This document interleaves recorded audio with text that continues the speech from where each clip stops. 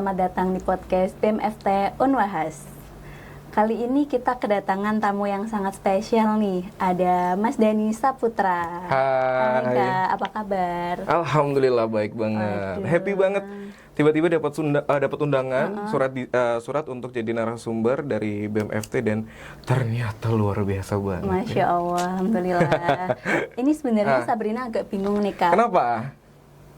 Kira-kira Sabrina manggil Mas Dani ini Mas Ibeng atau Mas Dani aja nih? Sebenarnya Mas Ibeng tuh dari mana asal katanya? Jadi gini, teman-teman, kalau ngomongin tentang nama saya emang agak sedikit unik ya. Jadi sedikit disclaimer dulu. Saya itu dulu berprofesi sebagai penyiar radio. Nah, nama saya aslinya Dani memang. Dani. Cuman kenapa jadi Ibeng? Dulu tuh ada nama udara kan. Nama udara dan nama panggung dulu Ibeng. Dulu namanya sebenarnya Abang, panggilnya Abang. Terus adiknya My Ex. Belum udah My Ex dulu nih. Nggak bisa manggil Abeng manggilnya. Abeng jadinya Ibeng gitu. Ibeng mana? Ibeng gitu dulu. Tapi terus sama teman-teman jadi keterusan sampai sekarang gitu. Gitu ceritanya. Terus akhirnya ya udah. Sebagian teman-teman yang sudah akrab, yang sebaya mau panggil Ibeng boleh. Tapi kalau misalnya formal kadang kalau di kampus gitu ya manggilnya Dani gitu. Dani gitu, tugas ini, tugas itu dan sebagainya. Gitu. Oke, kalau gitu Sabrina manggil Mas Ibeng aja kan? Boleh, karena kita seumuran gitu kan. Oh my God. Kita seumuran. Oke. Oke, kali ini teman-teman kita bakal bahas mengenai public speaking di era Gen Z ini nih Mas Ibeng. Jadi dari pengalaman Mas Ibeng nanti kita ulik sedikit-sedikit sampai jadi kayak sekarang ini nih, jago. Jadi gado-gado ya. Langsung aja kita mulai ya teman-teman. Oke. Boleh nggak sih Mas ceritain sedikit pengalaman Mas Ibeng nih dari pengalaman pertama sampai bisa jatuh cinta sama public speaking? Oke, bagaimana saya jatuh cinta dari awal dengan public speaking? Sebenarnya ini adalah salah satu hal yang tidak disengaja Sabrina dan juga teman-teman. Dulu di semasa sekolah di SMA dulu tuh ada kelas namanya seni budaya sebenarnya. Nah di seni budaya itu ada teater, sebenarnya ada salah satu mata pelajaran itu teater juga. Nah di teater itu kita diajarin yang namanya 3 hal nih. Ada wiraga, wirama, wirasa, ya kan? Ada wiraganya, wirama, wirasanya dan sebagainya. Kebetulan dari itu awalnya adalah sebenarnya saya itu di-challenge sama guru nih, sama guru. Sebenarnya ada beberapa kalimat, ada beberapa kata, tapi harus disambung. Ada games di kelas gitu kan, ada games di kelas. Terus kemudian, ada yang bisa nggak nih nyambung ini sebagai presenter misalnya. Dari semua kelas, nilai paling baik aku. Nilai paling bagus aku ceritanya waktu itu. Nah dari itu akhirnya guruku namanya Pak Munir dulu tuh. Pak Munir tuh ngajak aku untuk gabung di salah satu community theater terbesar di Jawa Tengah waktu itu. Nah waktu udah nih daftar masuk, excited kan itu. Excited banget masuk di situ, belajarnya sebenarnya acting, teater dan sebagainya. Tapi di situ ternyata juga diajari terkait dengan bagaimana kita berpublic speaking. Tanpa sengaja sih sebenarnya. Kita diajarin public speaking, speed ngomong tuh kayak gimana dan sebagainya. Nah, dari itu awal mula banget aku jatuh cinta dengan yang namanya public speaking sebenarnya. Karena ada salah satu guru di teater itu dia bilang, "Kamu besok bakal jadi penyiar radio." Bayangin itu terjadi 4 tahun sebelum aku jadi penyiar radio. Wow. Dan nggak tahu kenapa kayak semesta itu kayak memberikan win-win solution menuju ke karir itu gitu loh Sabrina. Dulu tuh guru tuh makanya ini kenapa public speaking atau kalimat orang tuh sometimes penting banget ya merubah diri kita tuh seperti apa. Nah saya merasa bersyukur banget waktu itu ada di circle yang benar-benar pas di community itu tuh di community yang baik. Dan guru itu pelatih itu waktu itu dia bilang, kamu besok bakal jadi penyiar radio. Kamu besok kamu bakal jadi presenter gitu. Padahal dulu nggak pernah ada cita-cita Sabrina. Padahal dulu tuh nggak pernah ada cita-cita aku pengen jadi penyiar radio, nggak pernah. Tapi betul, tapi nggak tahu guru itu memberikan mindset yang luar biasa. Akhirnya tekun aku belajar di situ. Akhir kata aku akhirnya ya udah yang dulu karena aku orang Semarang ya. Nggak bisa kalau ngomong Jakartanis banget misalnya gitu, ndak dan sebagainya kan ada ya. Sering nggak sih teman-teman kayak gitu? Pasti kalau misalnya lagi ngomong, "Hei gimana? Lu di mana sih?" "Ndak, oh." Misalnya gitu. Iya, Nah, dulu tuh sering banget hal-hal kayak gitu tuh keceplosan itu loh, Sab. Nah, awal banget, dasar banget, appreciate yang saya dapetin adalah ketika saya bisa merubah logat itu untuk menjadi logat Jakartans. Aku nggak tahu, pada saat itu dianggapnya adalah prestis nih untuk masuk ke radio gitu. Karena lebih bisa nasionalis, bisa diterima dan sebagainya daripada yang lokal. Tapi bukan berarti lokalnya jelek ya. Karena ada konten-konten atau ada program juga yang memang khusus lokal juga, itu ada di radio dulu. Tapi ketika kamu punya bakat untuk logatnya itu agak sedikit Jakartans atau mungkin nasional, itu tuh akan lebih wow-nya tuh tetap ada gitu. Nilai plus ya, Mas. Nah, di situ waktu itu awalnya Mas Beng tuh langsung diterima karena logatku hilang. Bukan hilang sih, lebih bisa menyamarkan logat Jawanya. Dari mana? Dari latihan itu. Habis itu dapat opportunity untuk lebih bisa grow up lagi, terus mendapatkan achieve, ya, maksudnya udah dapat duit nih dari public speaking, kayak merasa this way ini aku harus belajar lagi nih, kayak lebih cocok nih. Akhirnya mau nggak mau aku belajar terus belajar, terus nge-MC akhirnya. Nge-MC dulu, bahkan nge-MC mungkin sekitar 1-2 tahun barulah ketemu sama salah satu radio swasta jaringan terbesar di Indonesia, dan saya gabung di situ dan saya diterima di situ. Wow, gitu. Keren banget teman-teman semua. Kita lanjut aja ya nih, langsung kan tadi waktu di sekolah diajarin nih gimana caranya bicara dari wiraga, wirasa, sama wirama itu. Nah, ini penting banget nggak sih, Mas, buat awal belajar public speaking? Dan menurut Mas Dani, gimana sih pentingnya hal itu buat Gen Z di era sekarang? Oke, jadi di 2019 saya pernah meneliti yang namanya selective mutism. Selective mutism ada gangguan ketika kita nervous ngomong di depan. Pernah nggak sih kayak mengalami ketika lagi presenting gitu di kelas, tiba-tiba materi yang udah dipelajarin tuh lupa dan sebagainya gitu. Itu kadang Gen Z itu sering banget mengalami hal yang demikian gitu kan. Nah, Mas Beng dulu mencoba bikin terobosan, kita bikin semacam community dan PKM waktu itu, ada PKM dan alhamdulillah lolos pendanaan. Itu terkait dengan akademi bicara ya. Saya bikin akademi bicara, at least itu sama sebenarnya dengan konsepnya Kopi Sibro, kalau saya pernah tahu ya, ada Kopi Sibro dan sebagainya, ada satu community di situ, dan ternyata banyak banget minatnya, Sab.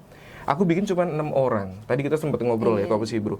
Aku bikin sebenarnya cuma 6 orang. Yang gabung dalam waktu beberapa bulan itu jadi 60-an orang. Dan itu benar-benar bertahan sampai beberapa tahun, Sab. Karena itu bukan UKM ya, itu community, dan belum ada pendanaan waktu itu gitu. Sehingga penting nggak sih? Penting banget, karena ternyata nggak usah jauh-jauh setingkat nasional, di tingkat kampus kita aja ternyata banyak Gen Z yang butuh itu, Sab, gitu. Mereka merasa bahwa aku butuh improving skill communication-nya nih, komunikasinya harus diimprove lagi. Bagaimana sih presenting yang baik?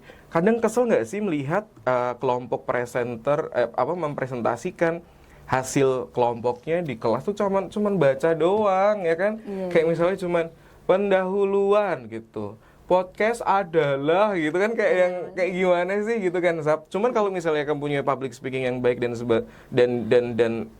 benar gitu, public speaking yang kamu berani gitu untuk performing, tampil dan sebagainya, kamu pasti akan presenting itu jauh lebih baik, ya kan? Jauh lebih baik, dan pasti nilainya pasti dapat A dong kalau presentingnya udah baik. Jadi perlu nggak sih? Perlu banget menunjang nilai, ya kan? Terus kemudian public speaking yang baik juga untuk Gen Z itu ini. Tadi kan aku bilang wirama, wiraga, wirasa ya. Tahu nggak sih paling penting itu apa? Memanagerial nervous kita ini. Karena banyak apapun yang kita sudah lakukan, kita udah belajar banyak banget nih teman-teman. Kita udah belajar banyak banget, tapi ketika di panggung, ya kan, nervousnya luar biasa. Nervous gak sih Mas Beng hari ini? Nervous sebenarnya. Kenapa? Karena baru pertama kali ketemu sama kalian, ya kan. Misal nih, baru pertama kali ketemu kalian, Mas Beng juga baru pertama kali di sini dan sebagainya. Apa sih yang bisa dilakukan untuk pertama kali agar menurunkan nervous adalah datang lebih awal. Biasanya gitu, masih Bang. Datang lebih awal. Mau presentasi di kelas nih, datang lebih awal gitu. Datang lebih awal, ngerti kelasnya akan seperti apa, crowdednya akan seperti apa, AC-nya bahkan ya kan. Kalau misalnya nggak tahu keadaannya kayak seperti apa, sometimes bikin kita nervousnya luar biasa.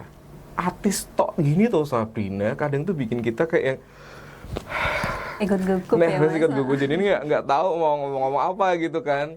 Coba kalau misalnya kalian datang lebih awal dulu, ngerti kayak tadi, bagus banget nih teman-teman panitia semuanya di podcast ini. Aku datang udah ready di bawah, disapa dulu, kita ngobrol ya kan. Nanti hostnya siapa? Oh Sabrina. Oke, kita kenalan dulu, kita ngobrol, oh ngerti dan sebagainya.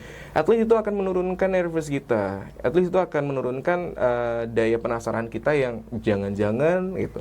Karena otak kita kan kayak gitu kan. Jangan-jangan nanti di sana ditonton gubernur juga nih, misalnya atau ditonton presiden nih dan sebagainya. Kadang tuh otak kita overthinkingnya luar biasa. Nah, datang lebih awal, approving dulu pertanyaan-pertanyaan ada di diri kita biar nervous itu akan turun gitu Sabrina. Sehingga orang yang menang itu adalah orang yang bisa mengendalikan diri. Iya, ketika kita sudah bisa mengendalikan diri kita, baru deh dengan tenang, dengan apa yang kita tadi sudah pelajari, mungkin sehari 2 hari mau presentasi ini kita udah pelajari, otomatis kita akan masuk. Jangan lupa berdoa ya, karena semuanya nanti kita Tuhan yang akan menentukan. Sometimes kita udah siap-siap nih, better banget, tapi kalau Tuhan tidak mengizinkan pun sometimes mulut kita bisa kalung gitu. Betul, pengalaman yang seru banget kemarin seprofesionalnya Mas Ibing juga, Mas Ibing manusia, sometimes juga pernah melakukan kesalahan dan sebagainya. Baru kemarin nih, karena MC bilingual itu, terus aku harusnya bilang support me, yang keluar apa? Support me. Oh, yang di acara Maxwell kemarin itu ya? Bukan Maxwell, yang sebelumnya Maxwell. Yang Maxwell aman sih kemarin, Maxwell aman. Yang sebelumnya kemarin, aku harusnya bilangnya thank you for supporting me gitu, support. Yang keluar adalah support me. Iya kan? Nah itu karena paginya Mas Bing harus minum obat. Jadi pas nge-MC itu doyong gitu ya. Nah itulah kadang pasti ada faktor X yang mengikuti kita gitu. Nah ya udah, tapi kita harus bisa memaksimalkan. Ketika kita bisa control yourself, control your body, kadang kita bisa nggak ketahuan kalau itu salah gitu. Iya benar. Kadang satu pikiran negatif bisa menghilangkan 5 pikiran Betul positif. Betul banget, itu maksudnya mindset.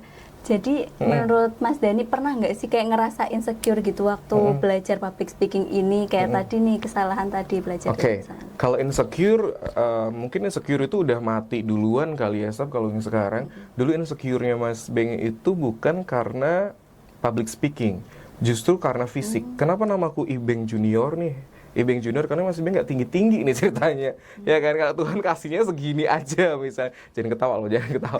Ya serius, karena kenapa namanya Ibeng Junior? Karena ya lihatlah, aku berdiri sama mereka aja dikiranya aku mahasiswa juga kan, sometimes awet muda dong berarti. Iya, kelihatan awet muda bener banget. Nah dulu tuh insecure-nya itu Sab sebenarnya, secara fisik tuh kayak yang aduh, anak sekarang kok tinggi-tinggi sih, kayak keren-keren sih gitu sebenarnya. Tapi lagi-lagi kita harus bisa mengatur diri kita, termasuk juga mindset, ya kan? Kita harus bisa mengubah kalimat atau suara-suara yang ada di otak sama hati kita, guys. Kadang kan kalau mau perform, isoki gagal ki, gagal ki, jangan diubah. Bisa. Itu gampang. Kayak misalnya hari ini, otakku pasti akan secara otomatis, otak manusia akan aduh mbak sopo yang kono ya, aduh bem-bemnya galak-galak iki, aduh bem-bem nanti balik lagi. Kayak gitu. Terus balik lagi, apa nih positifnya? Di sana ada Idhar, aku udah kenal nih. Oh, bisa gini, bisa gitu. Nggak apa-apa lah, mahasiswa kita sendiri dan sebagainya. Jadi, mindset dalam diri kita itu juga harus diatur, dan kita harus merubah kalimat-kalimat yang ada di otak kita ini. Gitu, Sob. Oke, kalau sekarang menurut Mas Dani, tantangan terbesar Gen Z buat belajar public speaking itu apa tantangan terbesar? Tantangan terbesar dari Gen Z untuk public speaking adalah bagaimana dia bisa mengatur pola bicaranya yang pasti. Yang pertama, kadang Gen Z itu kan punya punya bahasa sendiri ya, ya kan. Nanti disensor ya, misalnya gini, jir lah gitu, tit, jir lah dan sebagainya. Kadang public speaking sekarang itu apa ya, kalimat-kalimat atau diksi yang dikeluarkan kan berkembang kan, Sab. Nah, kadang tantangannya adalah bagaimana si Gen Z ini bisa menyesuaikan dia berbicara dengan siapa, kapan waktunya dan sebagainya. Itu wajib banget harus diketahui oleh Gen Z sekarang. Karena kita nggak mau juga kan kita ngobrol sama pimpinan, ngobrol sama pimpinan atau ngobrol dengan orang yang lebih tua pun vibe-nya gitu misalnya. Nggak boleh dong, harus dengan attitude, sopan dan sebagainya. Gitu sih. Mungkin tantangannya itu kali ya. Nah, kadang itu kita kan perlu ngobrol sama orang tua, attitude-nya kayak gimana. Betul. Nah, kadang tuh Gen Z tuh udah terlalu merasa insecure. Aduh, kayaknya jangan aku deh, ada yang lebih jago dari aku. Nah, itu gimana ya Mas caranya biar kita bisa ngendaliin itu semua? Sebenarnya bukan hanya Gen Z mau ngobrol dengan orang tua ya. Kadang Gen Z mau ngobrol dengan sesamanya, tapi sesamanya yang mungkin ilmunya lebih tinggi, atau mungkin sesamanya yang lebih kaya kadang dengan brandednya. Misalnya gitu, pernah nggak sih kayak aku ngobrol sama si A nih, tapi si A circle-nya aja wow gitu. Kadang mau ngobrol aja tuh kayak takut, kayak nggak usah kayak gitu deh, kayak misalnya mau ngobrol sama ketua BEM-nya aja, kadang takut dan sebagainya. Nah, yang pertama yang harus diketahui adalah kalian tidak melakukan kejahatan ya. Untuk ngobrol itu tidak melakukan kejahatan, guys, tidak melanggar undang-undang dasar gitu ya. Dan ngobrol menyapa orang itu juga tidak merusak tatanan perekonomian negara ya. Jadi paling enggak teman-teman ngerti itu dulu, bahwa ngobrol dan menyapa aja asal itu kalimat-kalimatnya tidak menyinggung ya, itu ya nggak apa-apa, sah-sah aja gitu loh. Itulah tadi bagaimana the power of mindset. The power of mindset ini penting banget. Mas Ibing deg-degan nggak sih ngobrol sama wakil presiden waktu itu datang ke kampus kita misalnya? Deg-degan dong, ya kan? Deg-degan nggak? Deg-degan. Tapi ada tugas nih, aku harus sampaikan ke beliaunya untuk agar acara lebih berjalan dengan lancar. Yang pertama, tidak menyalahi aturan gitu. Otomatis itu ada yang namanya protokolernya, ada tata caranya dan sebagainya misalnya. Sama halnya apa yang dilakukan Sabrina dan juga tim. Mau ngundang Mas Ibeng nih, tata caranya gimana misalnya? Karena Mas Ibeng staf di universitas, surat secara legalnya udah dong aman ya kan, aman, terus sudah di-approve belum sama Mas Ibeng? Udah di-approve, udah bikin appointment, udah bikin janjian dan sebagainya. Ya udah, kalian jadi punya hak di situ untuk nge-guiding aku. Mas nanti gini ya, Mas nanti gitu ya dan sebagainya. Jangan sampai kalian tadi balik lagi, kalian tidak bisa menguasai diri kalian dengan cara apapun. Kalian misalnya kamu aja lah yang hubungin Mas Ibeng, kamu aja lihat aku nervous nih hubungin Mas Ibeng, ngechat aja nggak berani. Kalian akan merusak segalanya. Kalian akan merusak kegiatan kita hari ini misalnya. Kalian akan merusak proker kalian, yang terlebih lagi dampaknya bukan hanya di kalian, ternyata dampaknya satu tim ya kan. Proker ini jadi rusak, jadi nggak enak kan. Saling lempar gitu. Nah itu Gen Z banget nih, saling lempar dan sebagainya. Kue wera wis kue wae ngono. Kita apa aku isin no ngono misalnya. Wah, kayak gitu terus akhirnya nggak jadi ya kan. Ilmu yang harus vibe yang harus didapetin adalah bagaimana kalian ini sebagai seorang leadership, sebagai seorang pemimpin. Kamu boleh kok memimpin aku di acara ini gitu, karena ini acara kalian. Dapetin aja vibe-nya dulu, dapetin aja taste-nya bahwa kamu adalah pembawa acara di sini, sehingga kamu bisa ngelit aku. Mas Ibeng harus jawab pertanyaan kuning ini ya, gitu.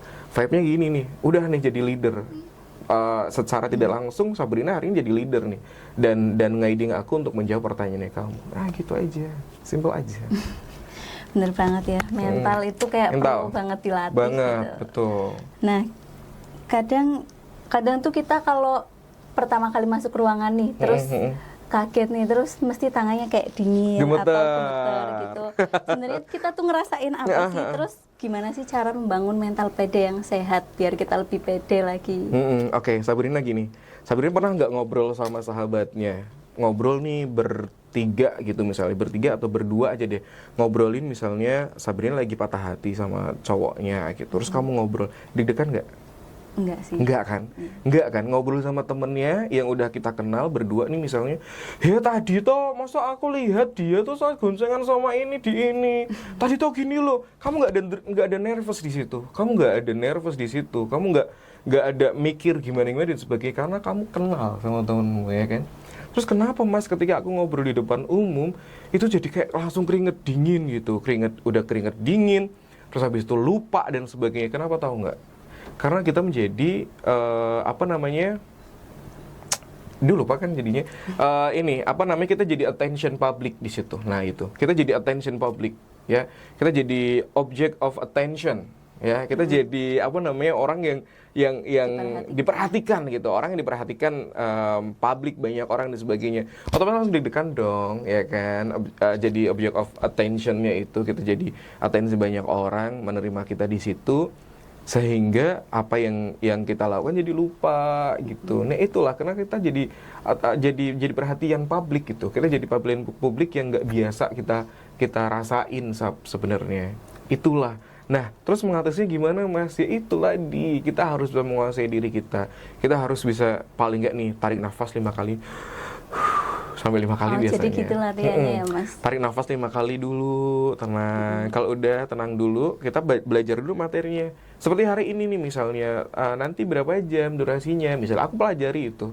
Berapa jam, nanti tektokannya gimana, sampai duduk di sini pun tadi aku nanya nih sama kameramennya misalnya. Nanti ini dulu ya openingnya, misalnya openingnya Sabria dulu kan baru aku. Nah itu adalah upaya-upaya agar bagaimana kita bisa menerima produk knowledge itu untuk bisa kawin dengan suasana di sini, terconnected dengan suasana di sini. Ketika kita sudah terconnected, apa yang kita rasakan, kita menjadi bagian dari situ. Ketika kita sudah jadi bagian dari situ, komunikasi, informasi yang kita akan sampaikan, insya Allah nanti akan lancar aja gitu, lancar aja karena kita sudah bukan lagi tekanannya atau pressure-nya itu bukan untuk bekerja, tapi bagaimana kita beribadah nih misalnya, memberikan informasi yang baik ke banyak teman, informasi baik ke banyak publik dan sebagainya. Pernah saya mengalami nervous yang cukup panjang karena waktu itu saya datang dengan posisi yang kurang fit. Sama pasti ketika ada nervous yang tinggi itu pas lagi nggak fit pasti kan tubuh kita kan naik turun ya kadangnya. Waktu itu nggak fit nih, harus nge-MC-in di depan lebih dari 13.000-an orang. Wow. Itu konsernya Tulus, ada project dan sebagainya, banyak waktu yang nonton gitu. Dan aku lagi demam. Untung ada partner yang agak bisa mengangkat gitu. Apa yang aku lakukan cuman iya, betul sekali. Wow, luar biasa. Oke. Padahal di otak aku tuh lagi ayo selesai. Gitu karena waktu itu udah keringet dingin dan sebagainya dan itu nggak enak. Tapi bagaimana Mas bisa kayak gitu? Daya tahan endurance-nya biar bisa bertahan dan sebagainya, latihan stretching seperti itu.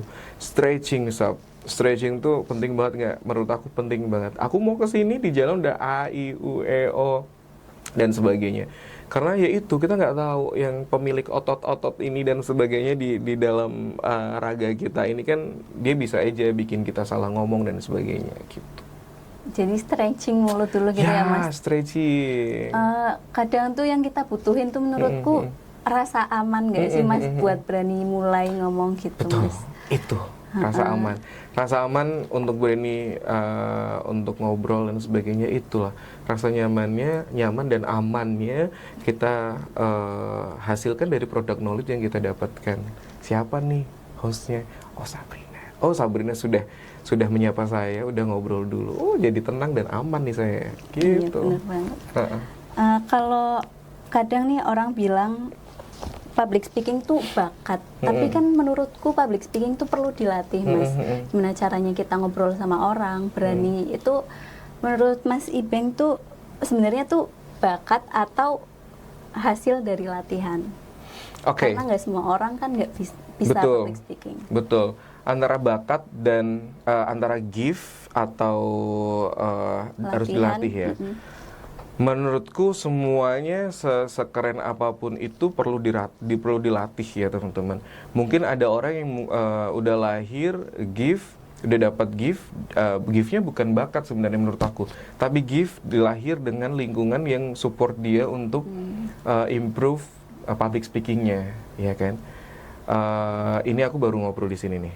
Okay. Jadi gini. Wah, menarik nih. Aku tuh lahir di keluarga yang eyang itu TNI ABRI dan sebagainya yang agak tegas gitu ya kalau di rumah gitu. Terus tanteku dia itu ada punya positioning lah di perusahaannya waktu itu yang dimana sebut aja HR ya sekarang. HR, tahu HR kan, yang dimana dia agak sedikit cerewet dengan bawahannya dan sebagainya, itu kebawa di rumah. Mama, papa dia ada bisnis dan sebagainya yang dimana dia punya karyawan dan sebagainya, sehingga sering banget kita diajakin ngobrol gitu. Sering banget aku diajakin ngobrol dari kecil literally dari kecil.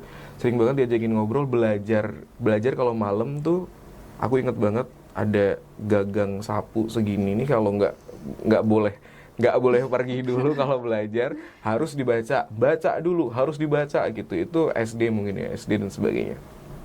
Belajar harus baca dan sebagainya. Dan aku merasa beruntung karena giftku aku diterima di keluarga yang ternyata itu ngebawa aku sampai sekarang. VOC nggak masih? VOC banget. VOC banget. Iya benar-benar. Itu pendidikan VOC banget yang dimana dari abis maghrib sampai jam 9. Abis maghrib sampai jam 9 kita belajar bareng di situ. Buku udah disiapin, terus kita belajar baca dulu, baca. Nggak bisa nangis. Wah, iya. Umur berapa itu, Mas? Ya, itu kelas berapa ya? Kelas 2 SD lah, kelas 2, kelas 1 gitu misalnya.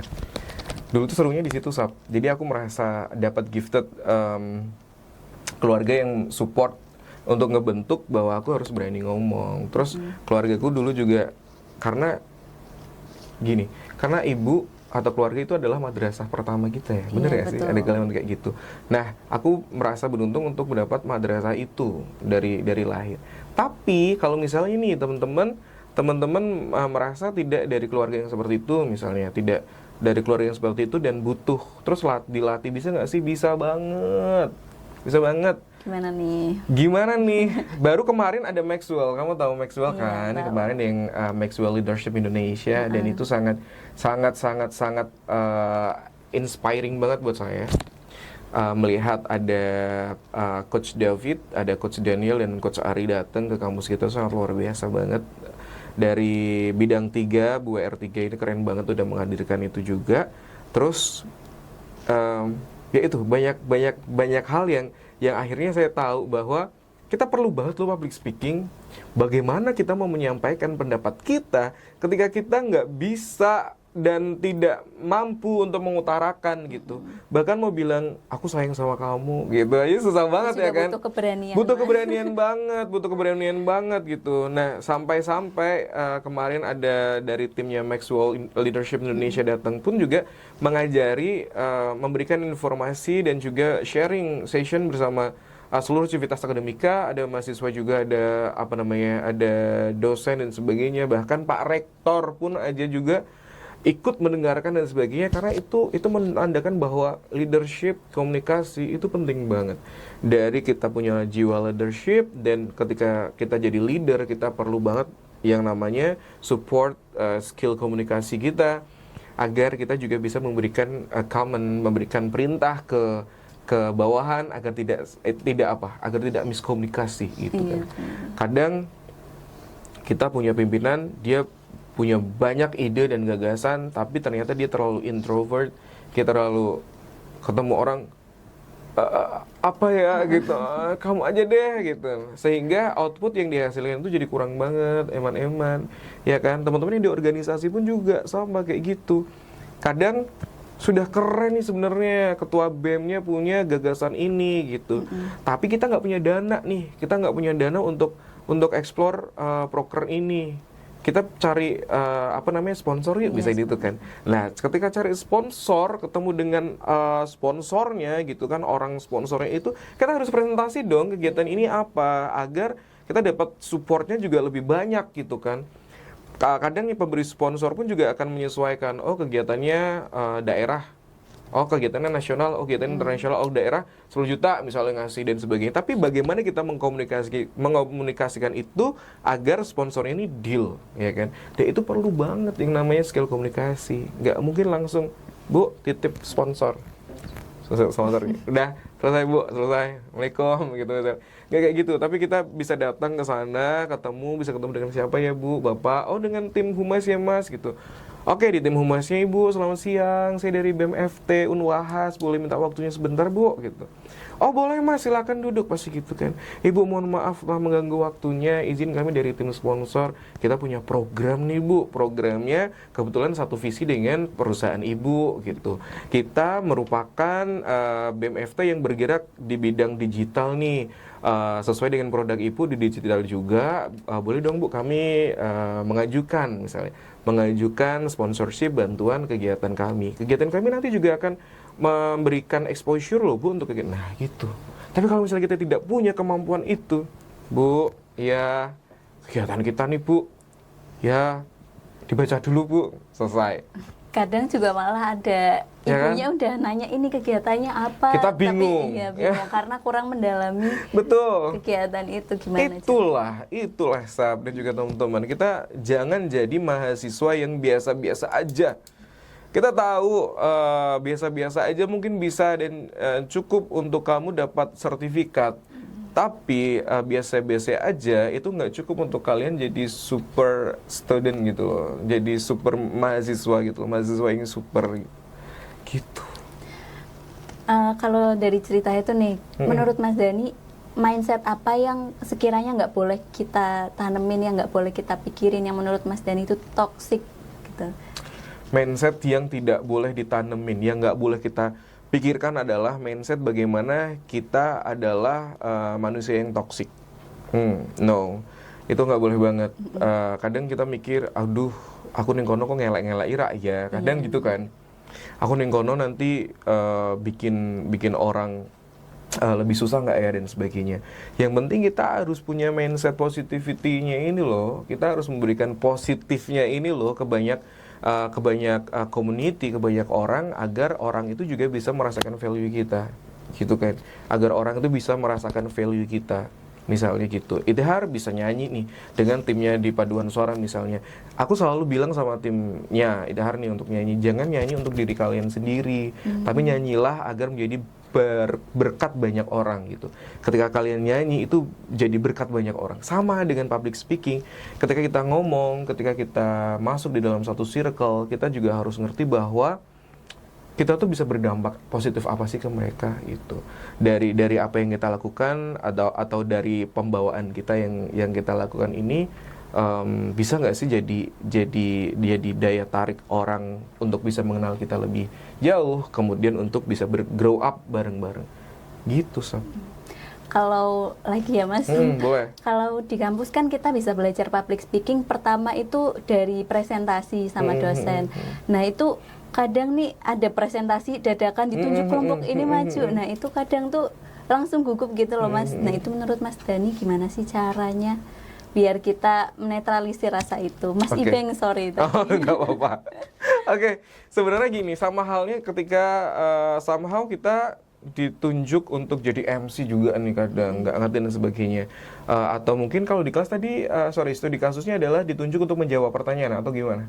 Waktu presentasi langsung ditunjuk langsung gitu Mas. Oh, kadang kelompok kalian deh presentasi gitu. Oh, gitu. Kadang ada rasa belum siap atau Oke, karena itu yang paling susah adalah bagaimana kalau presentasi yang paling susah, paling gagap banget ketika materi itu belum ready ya. Kalau materi itu belum ready, akhirnya kita harus gimana ya, presentasi sebisa kita. Padahal kita harus bawain materi nih, ya kan? Ya minimal materi itu harus ada dulu nih, Sab. Kalau untuk hanya mengatasi kegugupan aja itu gampang. Tapi kan kalau misal presentasi itu materinya juga harus ada. taruh kata misalnya, presentasinya udah ada nih, software-nya udah ada nih presentasinya, tapi waktu majunya itu dadakan banget, ya kan? Sabrina, maju dong sekarang presentasi, misalnya gitu. Materi udah ada nih, otomatis kan teman-teman harus belajar dan sebagainya. Nah, yang harus disiapin dengan dadakan itu apa? Otomatis nervousnya dihilangin dulu dong, ya kan? Stretching dulu dong, stretching dulu aja biasa gitu, kayak yang jangan gugup, jangan menolak. Yang pasti gitu, jangan gugup, jangan menolak. Dan kemudian latihan hal-hal yang sederhana tapi bikin orang amazed gitu dengan kalian. Apalagi presentasi. Kalau aku bilang ke anak-anak ketika latihan, 30 detik awal harus mempesona. Mempesona nggak tuh? Memukau gitu maksudnya. 30 detik pertama harus memukau. Gitu, dari mana? Dari presentasi itu. Misalnya presentasi, kita lagi presentasi terkait dengan impact bencana di Sumatera misalnya. Impact bencana di Sumatera Barat tahun 2025 ini, kita lagi berduka juga saudara kita di sana ya. Misalnya gitu, terus kemudian kita mempresentasikan itu di kelas. Kita harus ngerti soft news kah, middle atau hard news kah yang dibawakan. Otomatis kalau ngomongin bencana, ekspresi kita nggak boleh yang kita ngomongin bencana ini teman-teman, nggak boleh kayak gitu dong, ya kan? Kita juga turut berduka dan sebagainya. Ini juga salah satu komunikasi psikologi komunikasi juga yang kita berikan di halayak umum. Nah, kalau presentasi biasa, nih misalnya, selamat siang teman-teman, kami dari kelompok 2 mempresentasikan dampak bencana dahsyat di Sumatera Barat, gitu-gitu kan biasanya gitu. Nah, 30 detik pertama yang harus kalian hajar itu adalah opening misalnya. Opening biasanya kayak gitu kan. Opening enggak nih, Sabrina udah teman-temannya duduk langsung. Teman-teman dan juga Bapak Ibu hadirin kami hormati, tentunya kita melihat banyak sekali dampak-dampak negatif dari adanya bencana di Sumatera Barat. Lalu bagaimanakah kita sebagai saudara-saudara setanah air untuk membantu saudara kita di sana? Nah, gitu misalnya. Dikasih dulu. Siang hari ini kita akan mempresentasikan terkait dengan dampak dari bencana misalnya. Dampak dari bencana di Sumatera Barat. Untuk itu kita akan perkenalkan teman-teman kita misalnya, baru dikenalin. Enggak lah, langsung dikenalin dulu misalnya. Assalamualaikum, dampak bencana, nah, saya tidak sendirian, saya dengan A, B, dan C. Untuk yang pertama, rekan A silahkan. Ngono kan, biasanya kan kalian. Itu enggak, itu benar-benar yang kasih kita bridging dulu gitu. Untuk itu teman-teman, kita akan membahas bagaimanakah dampak bencana di Sumatera Barat tahun 2025. Assalamualaikum warahmatullahi wabarakatuh. Saya Denny Saputra bersama tim bla bla bla bla. Itu misalnya. Untuk yang pertama, kami persilahkan Saudara Idhar untuk memberikan latar belakang dari permasalahan ini. Silahkan. Itu baru Idhar. Nah, menjelaskan latar belakangnya. Dijelasin latar belakangnya. Untuk selanjutnya kita akan menjelaskan bagaimana terkait dengan kerugian yang ada dalam bencana tersebut, yang akan dijelaskan oleh rekan saya Sabrina. Rekan Sabrina, silahkan. Rekan Sabrina. Baik, terima kasih rekan Idhar dan teman-teman semuanya. Saya akan melanjutkan gitu. Jadi ada powerfulnya, ada secara psikologisnya juga teman-teman. Ketika ketika entertainin kayak gitu, otomatis audiens pasti akan oke. Otomatis magnet itu akan ada, Sabrina. Magnet itu pasti akan ada. Kecuali dengan teman-teman udah duduk, iya. Jadi ini ya, ini foto-fotonya, iya, ini foto-fotonya. Beda dengan ketika teman-teman misalnya berdiri dengan, bayangkan teman-teman, satu keluarga hanya ditemukan seorang anak kecil ini. Ini adalah gambaran bagaimana dahsyatnya korban dari bencana tanah longsor dan juga banjir yang ada di Sumatera Barat tahun 2025. Misalnya gitu, ya kan? Misalnya kayak gitu, teman-teman menceritakan satu gambar itu.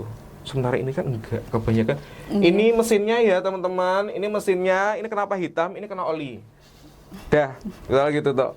Jadi kurang menarik gitu, kurang ada storytellingnya. Nah, storytelling. Jadi ada storytelling yang dibangun di situ. Jadi orang ya wis ngerti kuwi ireng kena oli ngono.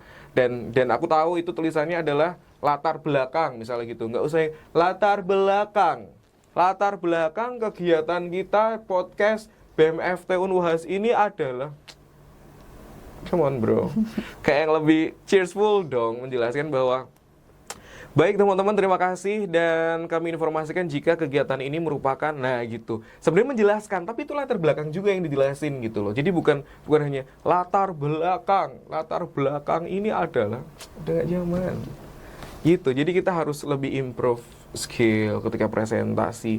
Aku yakin deh bayangin ketika setiap organisasi dia punya skill seperti itu, pasti adik-adiknya pun akan keren ya jadi Mas Idhar misalnya, keren jadi Mas Dimas ya, kayak gitu, berani ngomong nih di depan misalnya. Wah, Mbak Sabrina auranya ketika ngomong itu bener-bener kita tuh mata tuh nggak pingin mengalihkan nih dari Mbak Sabrina misalnya, karena Mbak Sabrina berani mengambil atensi orang, ya kan, gitu. Mas Ibeng ketika presentasi selalu diawali dengan misalnya quote, ketika presentasi public speaking gitu ya, selalu aku awali dengan, jika ingin belajar berbicara, mulailah dengan belajar untuk mendengarkan, gitu misalnya. Jadi orang pasti akan, ya, oke, baik, gitu kan. Nah sama ketika presentasi pun juga sama seperti itu teman-teman. Jadi ketika presentasi di kelas pun kasih punchline-nya dulu, 30 detik pertama itu harus keren. Ngomong-ngomong soal tadi quote yang jika kita mau bisa menjadi pembicara yang baik, kita harus bisa mendengarkan, dan itu kan Mas Ibeng pernah bilang waktu di mentoring Basnas kemarin. Iya, dan itu aku benar-benar nginget dan sebetulnya aku catat. Oke. Gitu. Terus aku ingat-ingat, oh iya ya, kayaknya bener deh, aku harus menjadi pendengar yang baik dulu, baru kita bisa jadi pembicara yang baik. Wow. Nah, kalau buat teman-teman semua nih Mas Ibeng yang nonton, kira-kira ada nggak sih kayak tips dan trik buat yang mau belajar public speaking di rumah? Kayak langkah-langkahnya apa aja sih? Kadang tuh kita belajar tuh males gitu Mas, rasanya. Ada nggak nih? Oke. Sekarang kalau mau belajar public speaking tuh sebenarnya gampang banget teman-teman. Salah satunya adalah dengan menyaksikan podcast ini. Waduh. Wow. Iya benar, tapi digital sekarang tuh Sabrina dan juga teman-teman banyak banget mau belajar. Kalau dulu di 2016 masih yang masuk ya, jadi mahasiswa itu masih kurang, masih belum ada, sehingga di 2017 kita bikin podcast di kampus kan, ada podcast dan sebagainya, dan sebelumnya memang podcast juga udah banyak secara global di platform digital gitu ya. Belajar di situ tuh boleh banget. Sekarang banyak banget mau tempat belajar, kamu sambil nyuci piring sambil dengerin orang podcast aja bisa kan, yang audio aja. Teman-teman jangan males. Kalau teman-teman males kemudian udah nggak bergairah lah untuk menambah improving skill dan sebagainya, itu kalian sayang banget, itu ngeblok diri kalian. Itu udah blokade banget untuk diri kalian bisa menjadi sesuatu yang super ya. Cobalah, aku pengen menjadi seseorang yang mungkin bisa public speaking bagus dan sebagainya. Aku harus cari role model nih, misalnya. Paling gampang tuh itu dulu. Aku pengen cari role model nih. Pengen cari seseorang yang mungkin bisa di ATM, ya kan? Amat tiru modifikasi plek, enggak. Amat tiru modifikasi ya. Dengan autentiknya diri kalian dan sebagainya. Kemudian lebih gampangnya kalau misalnya teman-teman punya cermin gitu ya, mau nggak mau kita tuh harus pede ngomong di depan umum gitu, ya kan? Kadang nih Sabrina, aku pakai kacamata begini ya, misalnya nih, kotor banget nih. Misalnya aku pakai kacamata kayak gini nih, kadang tuh aku nggak pede loh. Akhirnya apa yang bikin aku nggak pede? Kadang kacamata kan kalau di kamera agak ngebayang dan sebagainya, sehingga aku harus punya trik dan ngerti keadaan. Oke, aku angkat dulu gitu. Oke, kita angkat dulu Nah, sama halnya ketika kita sedang bercermin nih.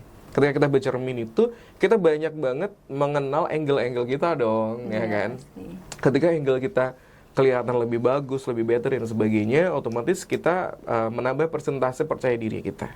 Ya, ketika presentasi percaya dirinya kita itu naik, meningkat dan sebagainya, otomatis ya udah dong, aku ngomong aja, aku udah keren kok ini, aku udah bagus nih ngomongnya, udah keren kok, sehingga itu akan menunjang public speaking kalian. Terus berikutnya adalah stretching. Tetap ada 10 kata yang biasa aku lakukan ketika mungkin di jalan nungguin lampu merah gitu. Santai di tepi pantai, makan petai di kota kutai, mengintai orang gelantai di rantai lalu dibantai dalam film sampai intai di kota Muangtai. Santai di tepi pantai, makan petai di kota kutai, mengintai orang gelantai di rantai lalu dibantai dalam film sampai intai di kota Muangtai. Sampai kayak gitu, ya kan? Aku pernah masukin itu materi itu nggak sih? Pernah ya, sekali ya. Dan itu tahu nggak kan, flashback lagi tadi aku cerita waktu di teater. Iya. Di teater itulah yang membuat Mas Ibeng dari yang enggak Lah ini gimana toh misal dulu itu dari itu sampai ke AIUEO sampai yang ya udah sih kenapa sih gitu sampai yang orang nanya loh Mas Ibing tuh orang Jakarta ya orang Bandung ya enggak aku orang Semarang asli tapi first impression orang ketika mendengar saya berbicara atau mungkin ngobrol gitu seorang Mas Ibing orang mana sih orang Semarang masa iya orang Semarang gitu. Iya, tadi aku juga sempet ini sih. Iya kan, kayak ya, vibe-nya kayak gitu beda. Itu dari 10 kata itu Sabrina. Aku belajarin itu, improve aja, stretching aja itu. Terus abis itu ya biasa kayak kuku kaki kakakku kaku. Nah, itu bisa teman-teman bisa tuh salah satu stretching yang juga efektif juga menurut saya. Terus otomatis senam mulut dan sebagainya itu juga masih efektif banget kok Sabrina. Jadi kalau di rumah latihan itulah di jalan di motor latihan itulah karena kalau misal kamu bilang mas nggak ada waktu buat latihan kalian lagi nyuci piring misalnya lagi nggak ngapa-ngapain kamu ngomong gitu aja nggak apa-apa gitu. Tongue twister ya. Yes betul banget betul. Kalau tadi nih ngomongin soal cari figur yang bisa kita contoh, kalau dari Mas Ibing ada nggak sih figur itu? Figur sebenarnya banyak ya dan setiap orang itu ada masanya, setiap masa ada orangnya ya. Asik. Dulu Mas Ibing pertama kali itu penyiar radio. Di penyiar radio itu dulu banyak banget ada beberapa stasiun radio swasta di Semarang ya, cuman sekarang sudah tidak ada di Semarang. Lalu gimana sih orang-orangnya udah nggak di Semarang. Masih ada satu nih figur yang di Semarang namanya Mas Arul Orlando. Mas Arul itu dulu program direkturku ketika Mas Ibing itu masih jadi penyiar muda. Mas Ibing dulu pernah melakukan kesalahan yang dimana itu kurangnya ini selalu aku ceritakan ya. Aku selalu ceritakan ketika aku lagi ngajar public speaking dan sebagainya bahwa nobody's perfect dan somehow kita pernah melakukan kesalahan dan sebagainya gitu. Nah, akhirnya waktu itu tahu salah satu artis selebriti meninggal dunia. Selebriti meninggal dunia sebut aja misalnya Budi gitu ya. Si Budi meninggal dunia gitu. Nah, pagi hari itu masih nggak ada pemanasan, nggak ada apa-apa, siaran pagi jam 6 pagi ini siaran. Terus si Mas Arul ini memberikan informasi. Dulu kita siaran di Radio Sonora FM punyanya Kompas. Kita siaran gini, sahabat Sonora pada pagi hari ini kita mendapatkan informasi duka, Budi dikabarkan meninggal dunia. Terus aku sebagai partnernya bilang apa? Iya luar biasa. Wow. Salah nggak tuh? Iya luar biasa. Meninggal tuh guys. Saking aku nggak fokus dan sebagainya. Aku kan kita lihat siaran tandem ya. Siaran tandem itu siaran berdua. Jadi partner dan aku di sini kan. Jadi Mas Arul Randi dibilang gitu. Sahabat Sonora pada pagi hari ini ada yang berita duka. Budi seorang selebriti Indonesia dikabarkan meninggal dunia. Aku dong. Iya luar biasa. Ya luar biasa. Nah ini seorang public speaking, kita tuh punya waktu sepersekian detik sometimes untuk mengingat dan mengerti dan memahami apa yang kita bicarakan. Ketika Mas Arul tuh partner langsung gitu-gitu, kayak pasti kan ada respon kan di situ. Kamu ngomong apa? Seolah-olah kayak gitu. Akhirnya aku sepersekian detik paham bahwa salah nih. Otak aku harus bisa menyambut itu dengan baik. Akhirnya aku bilang, ya luar biasa ketika kita melihat di pemakamannya saudara ternyata banyak sekali warga yang datang itu menyebutkan bahwa Budi ini selama hidupnya adalah orang yang baik. Untung bisa ya Mas selamat. Kelasnya baik banget. Aku pernah mengalami itu yang dimana bahwa bener-bener nih public speaking tuh enak ya jadi kamu kerjain cuma ngomong doang. Enggak ada kayak gitu. Bisa ngomong doang yang baik itu juga menghabiskan 20 tahunku sebelumnya loh, 15 tahunku sebelumnya untuk sampai berada di podcast BMFT ini. Waduh, iya gitu misalnya bisa ngomong dan bisa sharing pengalamannya gitu. Oke, menurut Mas Dhani ada nggak sih pesan-pesan buat Gen Z nih, buat belajar public speaking, biar mereka ingat waktu bicara gimana? Oke, pesan-pesannya adalah, nyambung lagi yang tadi ada apa namanya public figure. public figure yang aku suka banget, yang baru banget sekarang ini, aku jadi ngefans sama Pak David Cokro Raharjo. Pak David Cokro Raharjo itu adalah CEO dari Maxwell Leadership Indonesia.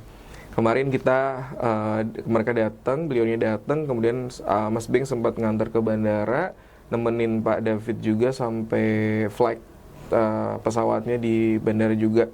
Di sana kita sempat ngobrol dan sebagainya, dan beliau bilang bahwa guys, generasi muda ini, generasi kalian ini, kalian harus punya mindset fighting. Kalian harus bisa apa ya? Bisa bertarung dengan diri kalian sendiri pun harus menang untuk bisa bisa mengalahkan keadaan gitu. Entah apapun keadaannya, kesulitan kalian harus bisa improve yourself dulu gitu. Bahkan kalau misalnya ngomongin Pak David, aku suka banget ketika Pak David lagi ngobrol begini. Oh, ya. Jadi bagaimana dia fokus nih? Karena Gen Z sekarang jarang kurang fokus kadang ketika ngomong, ya. Jadi kalau menurut kamu gimana gitu, misalnya. Tapi kan kita begini. Nah, ini komunikasi sebenarnya. Pak Blix tadi Mas Ibing bilang wiraga, wirama, wirasa, wiraga, raga kita bergerak gitu kan, wiraga. Ini komunikasi loh. Ini komunikasi, wiraga, wirama dengan nada, ya kan, wirasa, karena aku ada rasa sama kamu untuk mengkomunikasikan ini nih, dalam artian lagi sedih ya kamu, masa sih gitu, lagi happy, gitu. Nah itulah rasa, ya kan, wirama, wiraga, wirasa, nyambung di situ. Beliau ada semuanya. Gen Z, please gunakan itu. Wiraga, wirama, wirasa, paling enggak ini adalah dasar banget untuk kalian improve your communication dan skill komunikasinya, dan bagaimana kalian ngomong gitu. Tapi jangan over ya, jangan over kayak misal, hai aku suka kamu, suka kamu gitu.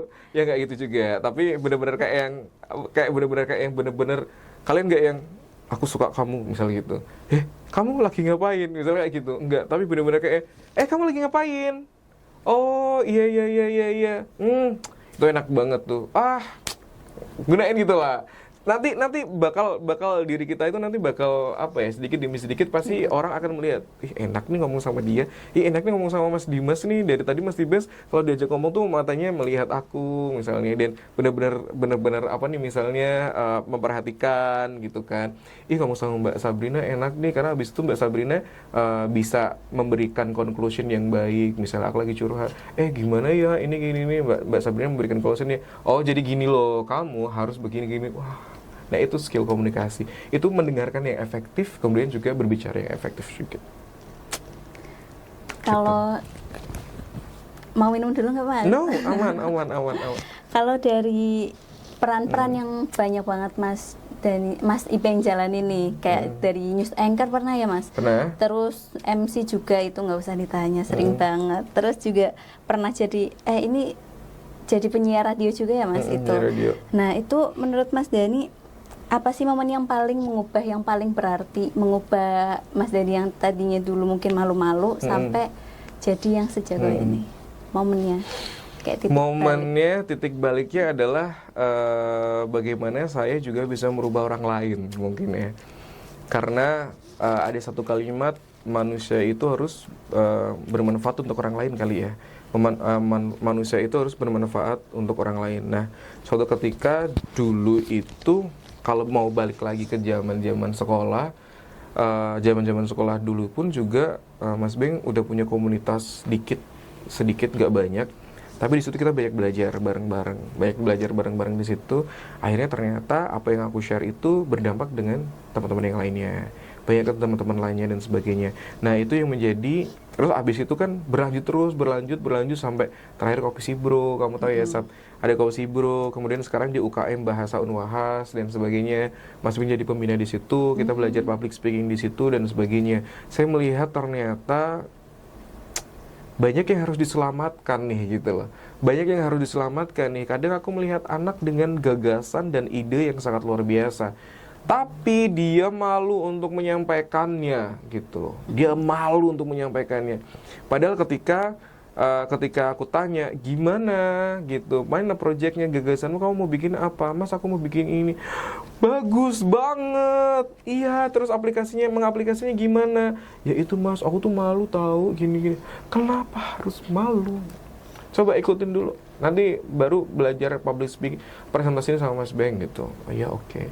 Ternyata dia bisa. Lolos pula dia. Wow. Iya, yang gitu-gitu tuh yang jadi tolak balik aku, yang harus memang mungkin Tuhan kasih jalan untuk aku ada di sini untuk membantu grow upin mereka untuk minimal adalah lebih confidence, lebih percaya diri, dan mereka harus prepare ketika mau public speaking dan sebagainya gitu.